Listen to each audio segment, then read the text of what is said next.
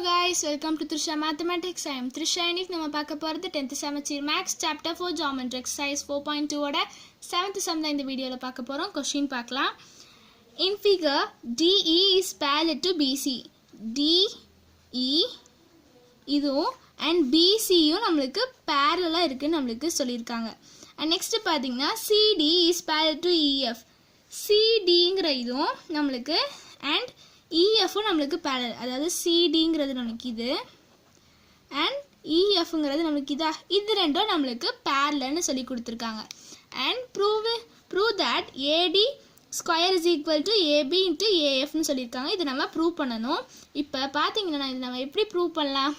First நம்ம இந்த parallel இருக்குறது அது எங்க இருக்குன்னு பாருங்க. அது பாத்தீங்கன்னா D and E யும் B and C இது இருக்கு. அப்ப இது full triangle. In triangle ABC, இந்த whole triangle la, in triangle ABC la பாத்தீங்கன்னா DE is parallel to BC. அப்ப நம்ம இத BPT ல சொல்லலாம்ல, parallel சொல்லிட்டோம்னா by BPT, by basic proportionality theorem படி நம்ம AD by DB is equal to AE by EC ன்னு எழுதுவோமா? AE by EC. இத நம்ம first equation வச்சுக்கலாம். And next பாத்தீங்கன்னா second இது பாருங்களேன், CD is parallel to EF. CD இங்க இருக்கு and EF இங்க இருக்கா. அப்ப நம்ம இந்த triangle நம்ம எடுத்துக்கலாம். இந்த triangle எடுக்கணுமா? அப்ப இந்த triangle நமக்கு பாத்தீங்கன்னா ADCங்கிற triangle, அதாவது CD is parallel to EF. அப்ப நம்ம இத BPT ன்னு சொல்லலாம்ல, by BPT basic proportionality theorem படி நம்ம AF divided by FD, AF divided by FD is equal to AE by EC ன்னு எழுதுவோமா? இது நீங்க செகண்ட் ஈக்குவேஷன் எழுதிக்கலாம்.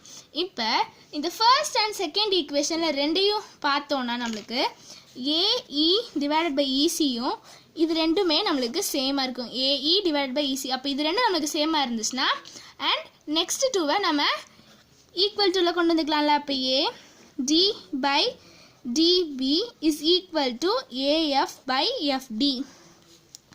ரெண்டையுமே equal to, ஏன்னா இது ரெண்டும் நமக்கு இது ஈக்குவல்னா இது ஈக்குவலா, அப்ப இது ரெண்டும் நமக்கு சேமா இருக்கும்போது இது நமக்கு சேமா இருக்கும். அப்ப நம்ம இது equal to ல கொண்டு வந்தோம்னா AD by DB is equal to AF by FD ன்னு வந்துரும்.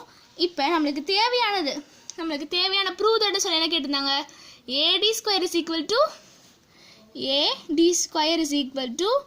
AB into AF. இதுதானே நம்மள ப்ரூவ் பண்ண சொல்லியிருக்காங்க. அப்ப இதை ப்ரூவ் பண்ணணும்னா நம்மளுக்கு இது AD இங்க இருக்கு and AF இங்க இருக்கா, இது ரெண்டையும் நம்ம சேஞ்ச் பண்ண வேண்டியதா இருக்கும். ஏன்னா நம்மளுக்கு ABங்கிறது இல்ல, இன்னொன்று AD நம்மளுக்கு தேவைப்படும்.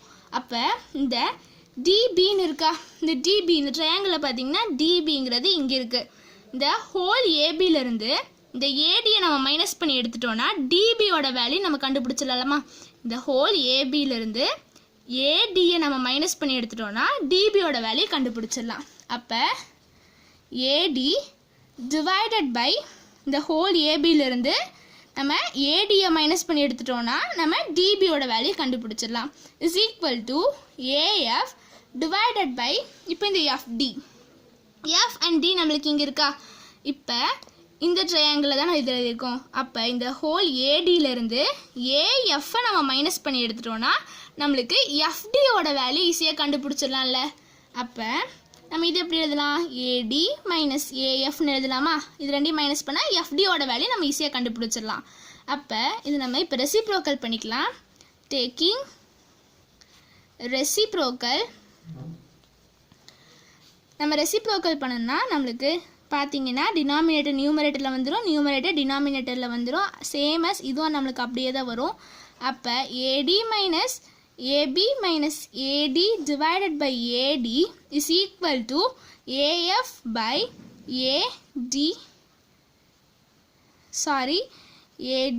minus AF by reciprocal பண்ணும்போது இது வந்து நமக்கு நியூமரேட்டர்ல வந்துரும், நியூமரேட்டர் டினாமினேட்டர்ல வந்துரும். அப்ப AF ன்னு வந்துருமா? இப்போ AB by AD minus 1 is equal to AD by AF minus 1 எழுதிக்கலாமா? இப்போ இந்த -1 எப்படி வந்துச்சுன்னு நீங்க கேட்கலாம். இப்போ இந்த -1 பார்த்தீங்கன்னா இப்போ இதை நம்ம மல்டிபிள் பண்ணும்போது -ADன்னு வருமா? அப்போ AB - AD divide by AD நம்மளுக்கு இந்த ஸ்டெப் வந்துடும். அதனால் நம்ம -1 போடும்போது நம்ம இது ரெண்டையும் மல்டிபிள் பண்ணால் நம்மளுக்கு இந்த ஸ்டெப் வந்துடும். சேம் இதே மாதிரி இங்கே மல்டிபிள் பண்ணும்போது நம்மளுக்கு இந்த ஸ்டெப் கிடச்சிருமா? இப்போ இந்த -1 நம்ம எழுதியாச்சு. -1 எழுதுனதுக்கப்புறமா இந்த -1 வந்து ஈக்குவல் டு இந்த சைடு வந்து போச்சுன்னா நம்மளுக்கு +1 வரும். அப்போ +1 -1 வந்து நம்மளுக்கு ரெண்டும் கேன்சல் ஆயிருமா? அப்போ நம்ம அதுக்கு பதிலாக இங்கேயே கேன்சல் பண்ணிக்கலாம். -1 கேன்சல் ஆயிரும். பேலன்ஸ் பார்த்தீங்கன்னா நம்மளுக்கு அது பேலன்ஸ் நம்ம எழுதிக்கலாம். அப்போ AB divided by AD is equal to நம்மளுக்கு என்னென்னு வரும்? AD பை AFன்னு இருக்கா? -1 நம்ம கேன்சல் பண்ணியாச்சு. அப்போ இது ரெண்டையும் பார்த்தீங்கன்னா இப்போ நம்ம கிராஸ் மல்டிபிள் பண்ணிக்கலாம். AFஐ ஈக்குவல் டுக்கு இந்த சைடு கொண்டு வந்துடலாம் அண்ட் ADஐ ஈக்குவல் டுக்கு இந்த சைடு கொண்டு வந்துடலாம். அப்போ AB into AF is equal to AD into AD பார்த்தீங்கன்னா AD ஸ்கொயர்னு வந்துடும். அப்போ நம்மளுக்கு கண்டுபிடிக்க வேண்டிய ஈக்குவேஷன் பார்த்தீங்கன்னா AD square is equal to AB into AF. இதுதான் நம்ம ப்ரூவ் பண்ணியாச்சு. therefore hence proved. இந்த சம்மை நம்ம ப்ரூவ் பண்ணியாச்சு. அவ்வளோதான் இந்த சம்.